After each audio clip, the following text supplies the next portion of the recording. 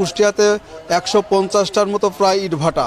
এই ইটভাটায় প্রতিদিন বন উজাড় হচ্ছে।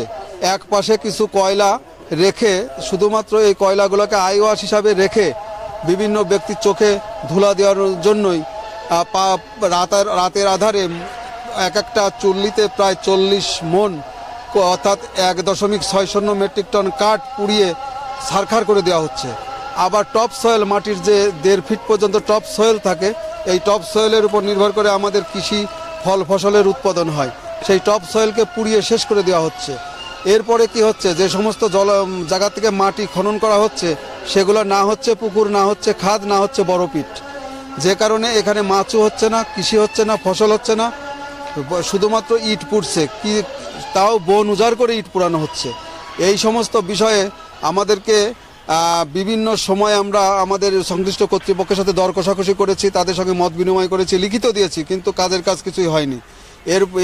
এখন যদি আমরা ইটভাটাকে রুখতে না পারি, যদি তামাককে রুখতে না পারি, যদি জলাধার সংরক্ষণ আইন বাস্তবায়ন না করতে পারি, আমাদের যে ভয়াবহ পরিস্থিতির সৃষ্টি হচ্ছে, এর থেকে পরিত্রাণ যিনি আজকে আইন পালন করবেন তিনিও রেহাই পাবেন না।